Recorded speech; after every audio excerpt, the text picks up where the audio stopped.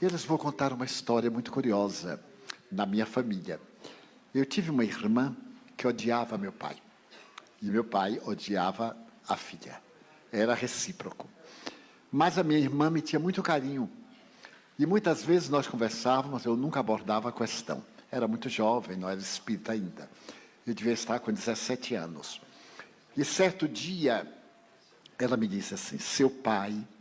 Eu disse, mas nosso pai? Ele disse, não, seu pai é um canalha. Eu disse, mas como você sabe? Você o acompanha, a rua? Não, eu sei porque eu conheço. Eu disse, mas conhece de onde? Ela disse, não sei. Mas sei que é um criminoso. Eu odeio seu pai. Eu digo, tenha paciência. Ele, pela lei natural, vai morrer antes de nós. E você deve ter compaixão, porque ele é um homem digno. Nesta encarnação, ele tem uma conduta incomum. Ela diz, eu sei, mas eu o odeio.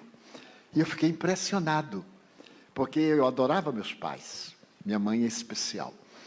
E certo dia, 2 meses ou 3 depois, eu estava de ônibus com meu pai, e ele olhou para mim, inesperadamente, e disse assim, meu filho, a sua irmã me odeia, não é verdade?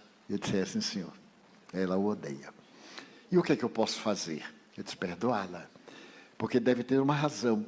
Eu ainda não entendia nada de reencarnação. Era muito católico. Deve ter uma razão. Porque Deus programa tudo dentro de leis que às vezes nos escapam. Então eu percebi que ele estava chorando. Mudei de conversa. No dia seguinte, eu estava com ela em casa, quando ela disse assim, seu pai está vindo aí. Ela captava o pensamento de meu pai a 1 quilômetro de distância. Era uma coisa incrível. Então ela disse, eu vou sair. Porque, embora morando na mesma casa, os dois nunca se encontravam. No corredor, na sala, no refeitório. Já eram todos adultos. Ela já era adulta, tinha mais de 30 anos. Muito bem.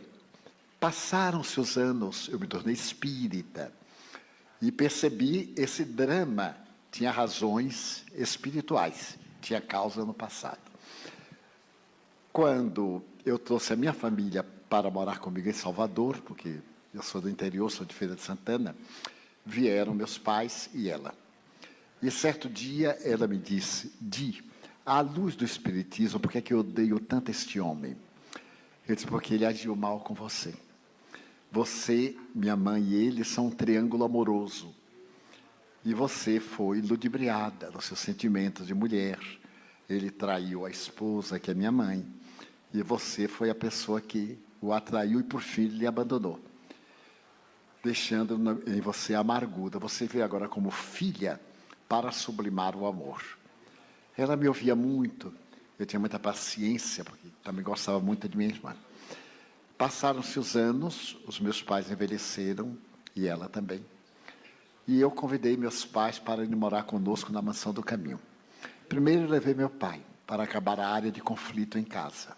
Ele ficava comigo, na Mansão do Caminho, que é uma comunidade, e ele adoeceu, gravemente. E os espíritos me disseram que ele ia desencarnar. Então eu fui à casa em que estava minha mãe e disse à minha irmã, vale a pena você ir falar com nosso pai. Não, ele não é meu pai. Eu digo, então minha mãe traiu. Se ele não é seu pai, ela teve relacionamento com outro homem. Não, mãe é digna. Eu digo, então não entendo. Como é que você nasceu sem um relacionamento? Ele é seu pai, você tem que reconhecer. Então ele está morrendo. Vamos acabar com essa farra, deixar isso para outra encarnação. Ele está tão frágil. Quando você o veja, vai ser tocada. E eu consegui sensibilizá-la. Eu digo, você entra no quarto, pede perdão a ele e faz as pazes. Porque nunca brigaram, era um ódio de infância. Ela disse, com uma condição, você fica comigo? Eu digo, fico. Levei-a e levei até o quarto, ele estava no pré-coma. Eu disse, fale com ele, ele vai conhecer sua voz. Quando ela começou a falar, ele despertou. Despertou e olhou bem para ela e reviu a cena no Casbah, na Argélia, onde haviam desenhado um drama muito infeliz.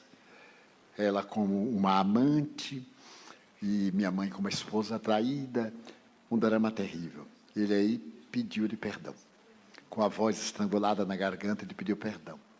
Ela pareceu acordar de um letargo de mais de 80 anos.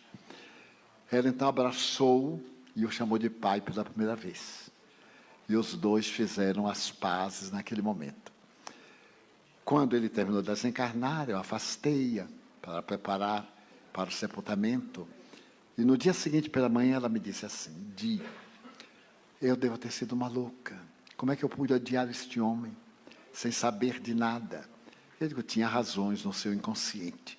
Nós somos os atos que praticamos e que ficam arquivados em nosso perispírito, do corpo astral, como é muito conhecido. Mas, graças a Deus, seu coração mudou. Ele disse, o que é que eu devo fazer para reparar o ódio que eu mantive? Eu disse, faça o bem. Ele disse, você permite que eu tome conta de crianças? Eu digo, não, você é muito temperamental. E, de repente, você vai me criar um grande problema na comunidade. Você é minha irmã, temos a nossa afeição, mas lá eu sou também irmão de todos. E não vou dar preferência a você. As pessoas vão usá-la para falar comigo, para pedir certas coisas que eu não vou concordar. Então, o ideal, ela disse, então, eu irei morar na Mansão do Caminho. Irei trabalhar para as crianças mais infelizes. Fui morar na Mansão do Caminho e tomou conta de toda a creche, 180 crianças, de 2 meses a 2 anos e meio. Tornou-se a costureira de todos eles. Viveu ainda 12 anos, trabalhando na máquina de costuras, e muitas vezes eu a pegava chorando, perguntava o que era essas lembranças. Eu sabia que era a purificação. Então, muitas vezes, estamos numa família que não é a que nós gostaríamos, é aquela com a qual nós temos débitos. Portanto, olhe os seus familiares difíceis com certa compaixão. É a força do amor. Jesus disse com uma beleza inapelável, o amor é capaz de sobrepujar todos os nossos débitos. E por muito amardes, os teus pecados são perdoados. São conotações derivadas do amor. Ela desencarnou em paz, de uma maneira brilhante, teve um derrame cerebral, um AVC, no segundo não suportou e desencarnou. E voltou do além, com meu pai e minha mãe, abençoando-os, que é um espírito superior, perfeitamente em paz. Olhemos então a dificuldade de hoje, pensando também no nosso futuro espiritual. Você abandona a família, vai ficar sempre na consciência um clima de inquietação. E não diminui o ódio, ele aumenta.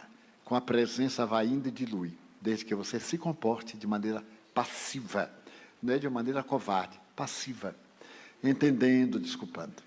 E eu digo isso com alguma autoridade, porque eu vivo numa comunidade de mais de 5.000 pessoas. Somente os nossos voluntários são 400. E lidar com pessoas de todos os temperamentos, ter paciência é um verdadeiro desafio. Eu confesso que uma das coisas mais difíceis é conviver social e espiritualmente com as criaturas. Vejamos São Francisco.